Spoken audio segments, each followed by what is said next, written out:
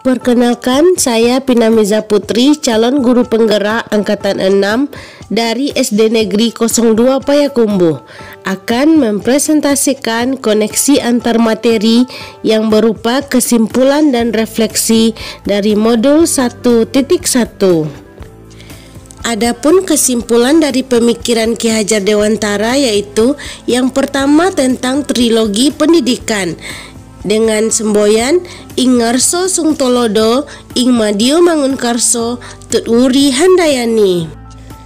Ing ngarso sung tolodo maksudnya adalah seorang pendidik harus mampu menjadi pemimpin yang memberikan teladan kepada peserta didiknya. Sedangkan ing madio mangunkarso artinya di tengah membangun keinginan. Dalam hal ini, seorang pendidik harus mampu memberikan semangat kepada peserta didik.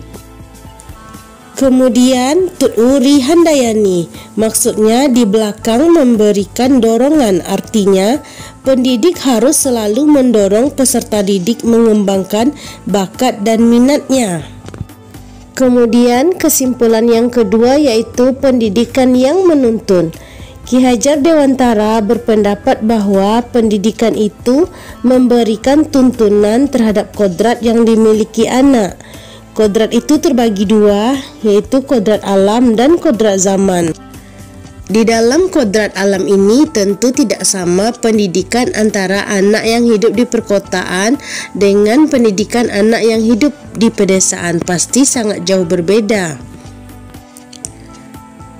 Kemudian kodrat zaman tentu akan sangat jauh berbeda pendidikan di era tahun 80-an dengan pendidikan anak di era zaman saat sekarang ini. Karena zaman sekarang sudah zaman modern, tentu pendidikan anak sudah jauh berbeda, sudah canggih dari kita zaman dahulu. Kemudian ada 3 buah pertanyaan yang menjadi landasan saya dalam mengerjakan tugas modul 1.1 ini. Yang pertama, apa yang saya percaya tentang murid dan pembelajaran di kelas sebelum saya mempelajari modul 1.1.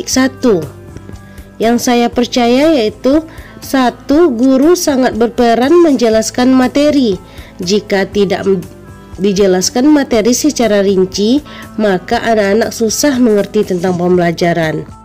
Yang kedua, saya lebih terfokus mengukur aspek kognitif. Di sini saya lebih mengejarkan target kepada tuntutan yang diberikan kurikulum. Jadi saya sangat fokus terhadap aspek kognitif ini. Selanjutnya yang saya percayai adalah saya meyakini anak harus tuntas KKM.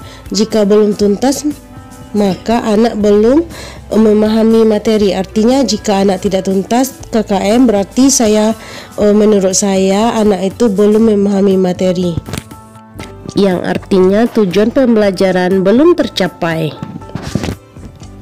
Kemudian pertanyaan yang kedua, apa yang berubah dari pemikiran atau perilaku saya setelah mempelajari modul ini?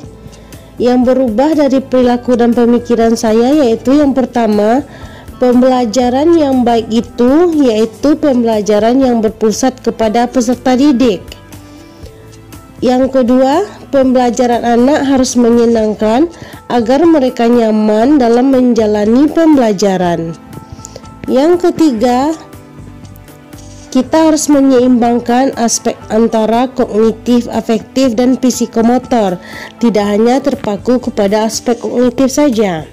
Kemudian pertanyaan yang ketiga, apa yang dapat segera saya terapkan lebih baik agar kelas saya mencerminkan pemikiran Ki Hajar Dewantara? Di sini ada beberapa hal yang akan saya segera terapkan. Yang pertama yaitu saya akan menerapkan pembelajaran yang berbasis student center, karena student center ini akan merangsang siswa lebih aktif dalam menjalankan proses belajar mengajar. Kemudian poin yang kedua, saya akan menjadi guru penuntun.